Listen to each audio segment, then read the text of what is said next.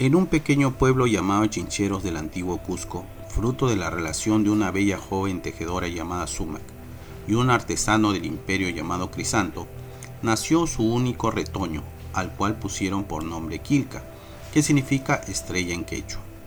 Cuando nació, Quilca tuvo un nacimiento prematuro y complicado, debido a que presentó algunos problemas en el sistema respiratorio. Durante su infancia, el pequeño Quilca pasaba por ataques de asma continuos, lo que le impedía respirar bien. Sumac, que era una madre muy laboriosa, cariñosa y capaz de dar la vida por su retoño, lo protegía de cualquier peligro y le daba todos los cuidados necesarios para que vaya superando su enfermedad. Le daba en sus alimentos diarios una mezcla de hierbas como la muña, eucalipto, coca, paico, entre otras plantas medicinales, para que sus pulmones se vayan recuperando y se sanen completamente. Así fue creciendo y mejorando poco a poco. Un día, el pequeño Quilca, cuando ya tenía 3 años, se encontraba jugando en la huerta de su hogar, cuando ante el descuido de su madre salió caminando velozmente y se fue a la parte más alejada de la parcela, y sin medir el peligro, se acercó a este lugar en el que Crisanto había cavado un enorme hoyo en la tierra, donde depositaba agua para el sustento familiar. Quilca se acercó temerariamente al filo del hoyo y cuando estuvo a punto de caerse, llegó corriendo a velocidad su primo Tupac, y que haciendo una maniobra con mucho cuidado, logró agarrar el pequeño brazo de Quilca, sosteniéndolo y salvándolo de caer en el pozo. Su mamá llegó corriendo desesperada por el momento de peligro y agradeció a Tupac por salvar al pequeño niño. Sumac se sintió mal por el descuido de su parte, que pudo haber causado una desgracia. A medida que pasaban los días, Quilca llenaba de alegría su hogar. Su padre siempre lo llevaba a los mercados o ferias de comerciantes y también cargaba con él cuando iba de casa a la puna. El niño se sentía feliz con la compañía de su padre, al que lo veía como un hombre valiente delante, quien se imponía ante toda adversidad. Uno de estos tantos días, Crisanto, Tupac y Quilca salieron al bosque en busca de tarucas para cazarlas y traer el alimento para el hogar. Se adentraron en lo profundo del bosque y buscaron el lugar donde se solían frecuentar las tarucas. De pronto, se percataron que un puma los estaba observando y que muy sigilosamente se les acercaba. Cuando se dieron cuenta, el felino se puso en posición de ataque. Ante esto, Tupac agarró una rama de árbol y se abalanzó sobre el felino que ya se prestaba a atacarlos. El joven se dispuso a enfrentar al felino, que por supuesto tenía más opciones de hacerle daño. Ya cuando el felino estaba por clavar sus garras sobre Tupac, Crisanto apareció y clavó en el lomo del animal una filuda lanza e hizo que el felino quedara herido y huyó. Ante esto, el animal se alejó y todos se tranquilizaron, después de haber pasado un gran susto y regresaron al pueblo. Crisanto tenía su pequeño taller donde realizaba sus trabajos de artesanía y cerámica. Era creativo y detallista, y sobre todo amaba su trabajo.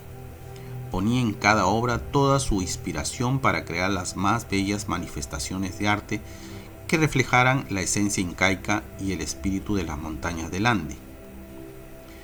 El pequeño Quilca era un niño muy curioso y preguntón, y casi siempre acompañaba a su padre en sus faenas en el taller. Quilca estaba fascinado por la belleza de las cerámicas de su padre y fue aprendiendo el bello arte de la artesanía incaica. Y es así que Quilca le ponía mucho entusiasmo y empeño en aprender el oficio de artesano. Y pasaban los días y el niño iba creciendo y alegrando la vida de sus padres. Disfrutaba de los juegos con los niños de su edad. Asimismo, asistía al centro de enseñanza de la comunidad, donde los niños recibían el conocimiento milenario incaico de parte de los sabios del Ande. Con 10 años, Quilca comenzó a tener otras aspiraciones y sueños. Su más grande anhelo era transformar a su pueblo en un gran imperio poderoso y majestuoso, que sea una potencia que lleve la energía del sol a cada uno de sus habitantes. Cuando llegó a la edad de 15 años y era prácticamente un adolescente muy corajudo, aguerrido y perseverante. Tenía ansias de conquistar el mundo y ser todo un guerrero. Sus sueños y metas siempre serían encaminados al engrandecimiento de su pueblo y de sus hermanos indígenas. Cierto día, su madre Suma comenzó a sentirse mal. Tenía dolores de espalda y de cabeza. Comenzó a vomitar con un poco de sangre. Tan mal se sintió que su esposo Crisanto tuvo que llevarla al anciano médico del pueblo, el buen Sipas. Allí el médico la revisó y examinó con detenimiento. Vio su semblante, la revisó de pies a cabeza y le dio la noticia a Crisanto de que su esposa había contraído una enfermedad endémica muy grave y que necesitaba urgente ser curada, si no, moriría.